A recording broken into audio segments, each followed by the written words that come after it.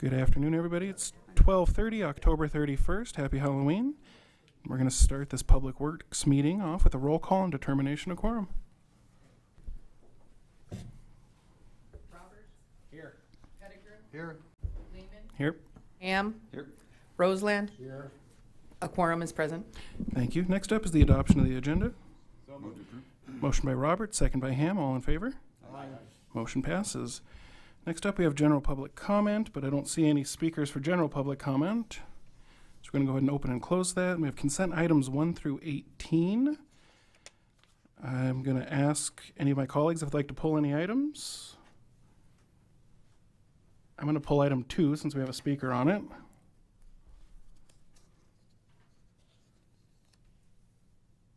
Seeing nobody in queue, I'd entertain a motion to approve the consent calendar 1 through 18. So moved. Motion by Pettigrew, second by Roseland. All in favor? Aye. Any opposed? Motion passes. Item 2, authorize staff to advertise for bids for Ellsworth Air Force Base meter facility reconstruction, project number 22-2733, CIP number 51384, estimated cost $1 million. And I do have one speaker on this item, Mr. Dane Boomsma. Dane Boomsma, I'm the adjacent landowner to the project. I noticed that there was an advance notice for the project, so I reached out to, my engineer who reached out to the city's consultant, who's Bartlett. They sent a preliminary set of drawings, which is, I understand,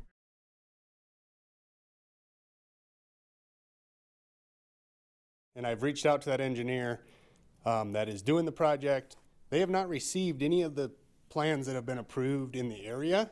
In particular, the Dias Avenue project, which is currently under construction. Excuse me.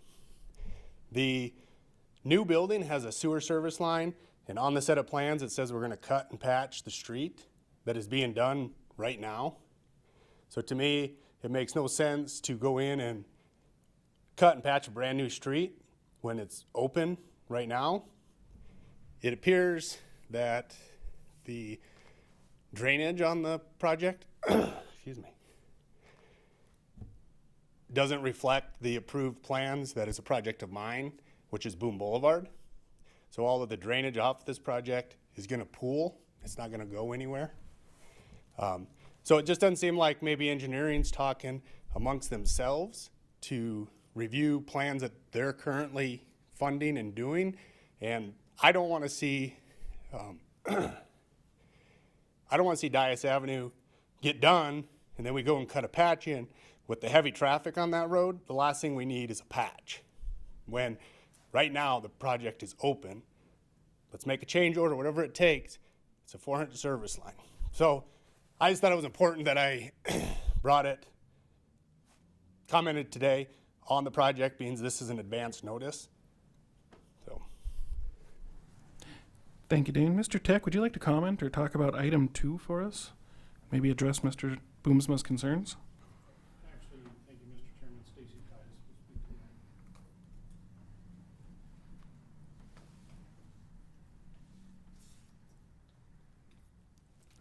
Stacy Titus, Assistant Public Works Director. Mr. Chair, if I may. Of course. Thank you. Dane is actually right on spot with that. We did catch that the sewer service needed to be replaced. Originally, we weren't planning on putting sewer in that facility. We are now. Those plans have been modified to have us do a trenchless installation or a bore for the sewer service so that the street would not be patched or open cut. As far as the coordination with the Dias project, we're at the preliminary stage with the plans. We need to sit down with the construction group and do some, ours is an off-site project, but we will have an interaction with the driveway and the approach, and we will have to coordinate that with the other project. Thank you, Mr. Titus. Like, stick around for a second. Mr. Roberts is in queue. He might have questions. I'm sure he will.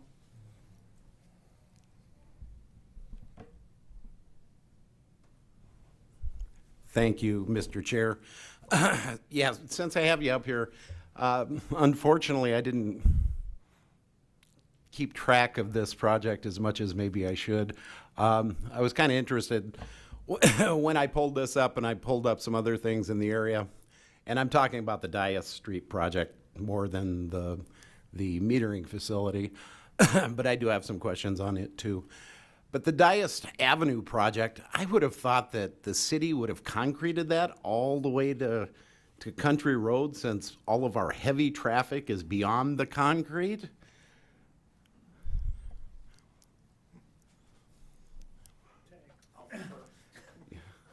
Mr. Chair, if I may, Of course. Roger Hall, city engineer. Became a budgetary decision on limits of the concrete more than anything else. Our original plans did have us concreting all the way to, I guess, at the end of your property, wasn't it, Dane? And then because of budgetary issues, we just backed off, so. Okay, and that Can't just afford to build wasn't- everything right now. so. No, I know that. I understand that. But, you know, I think the biggest reason that we're doing Dias Avenue is because of all the weight that's coming off of WL Plastic, the, you know, batch plant, Waha, or whatever the other one is up there, Wausau. Also, yes.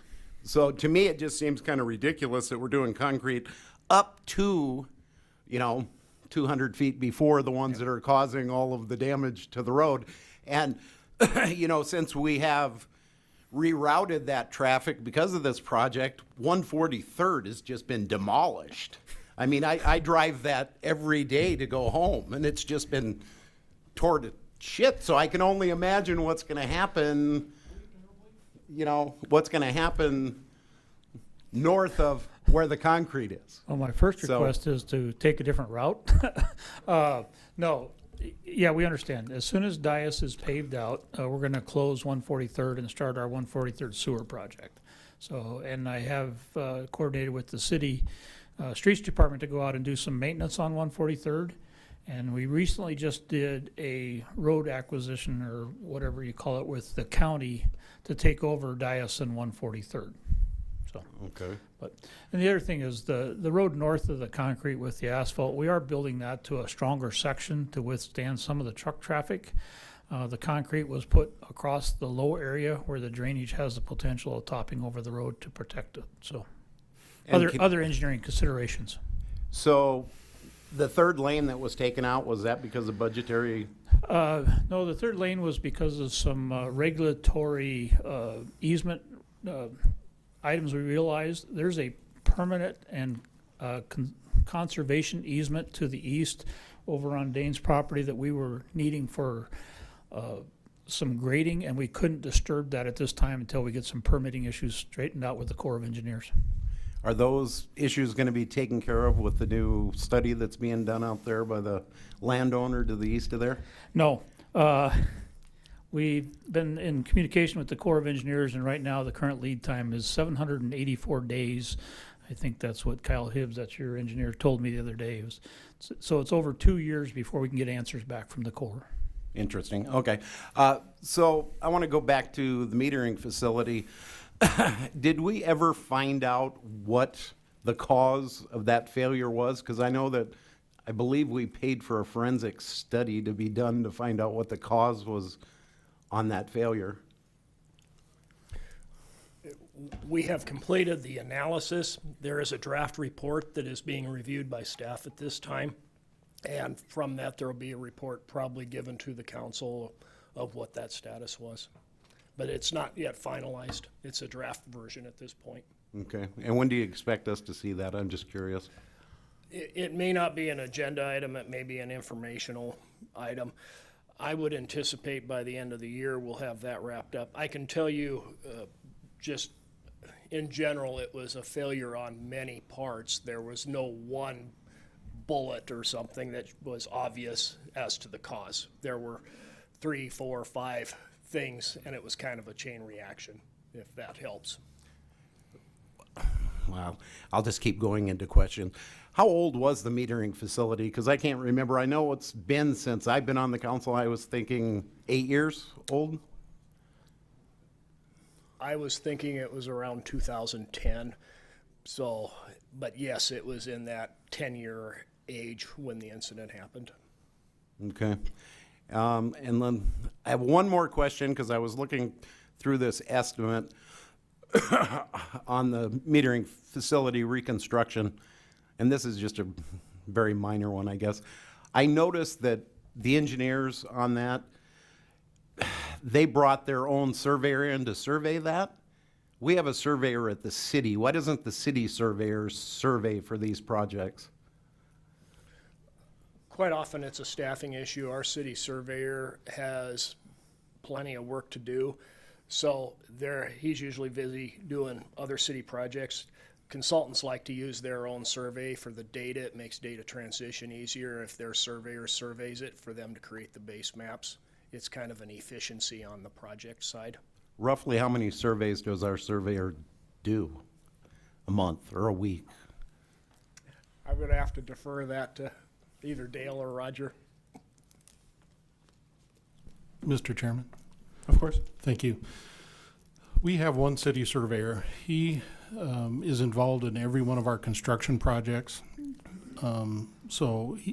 When we say doing surveys, it's very difficult for him as a one-man show to go out and do an entire site survey all by himself. His primary support is to do linear projects, which are water, wastewater projects, street projects in the city, and provide construction staking support. As far as design survey, he does a few minor ones for in-house, but he does not have the bandwidth to do complete site surveys for facilities. Thank you. I guess that's it for the moment.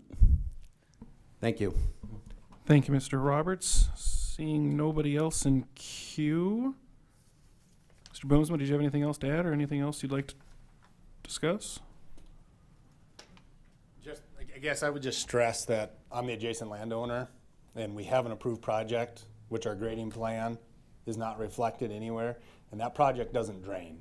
That we need to get, and the engineer let us know that there's a draft construction easements coming forward. And I would think if we were drafting construction easements, we'd have some communication with the landowner. And I would appreciate some communication when there's a project coming like that forward. I'm not here to oppose or to object projects, but we still gotta have communication with the landowner. And nothing on the prelim set, the engineer that's working on it is gonna have to basically start over, which is only city dollars, because none of the current projects that are approved are reflected on his preliminary set. Why start with 5-year-old plans? The survey was done in May, before Dias Avenue started, but we have a set of plans. That project could almost be designed without a survey period based on future set of plans, just because we're adjacent to it, 3 sides of approved set of plans that it should be designed to the future plans. So a little communication, a little work that way would be appreciated. And right now it's gonna be a pool. If you build that as a preliminary plat, that building's flooded again, because there's not gonna be any water that drains away from it. There's no drainage easements through my property, and that's where they're trying to dump the water right now. And it can be fixed pretty easy. It's just, again, a little communication with the landowner prior to would be appreciated. The construction easements, I'll just deal with staff on that, but there will be some issues with that because we still have some ongoing issues with Dias Avenue that I've been waiting for Roger Hall to get back with me on, and I'm sure he's working on it, and maybe it's in legal, but there's gonna be some problems with construction easements. So as you guys see this come forward, that'd be a good question for you guys to ask. Are those items settled? Thank you. Thank you, Dane. Mr. Ham? It's being slow today. I have a couple questions regarding item 2. One would be, is there, who would I speak to specifically regarding assessing or kind of measuring the drainage easements? Is that something, Director Tech, can I? There we go.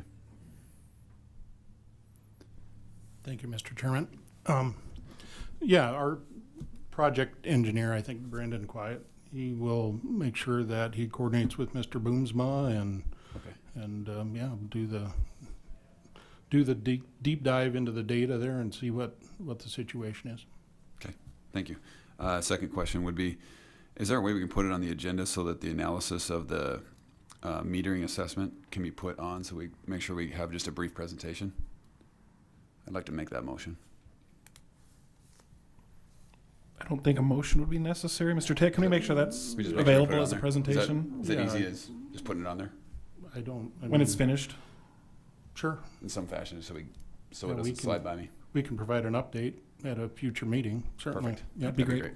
Thank you. Seeing no one else in queue, I'd entertain a motion on item 2. Motion to approve by Ham, second by Roberts. All in favor? Motion passes. And that is the end of our agenda. I'd entertain a motion to adjourn by Roberts. Second by Pettigrew. All in favor? Aye. Any opposed? Motion passes. We're adjourned.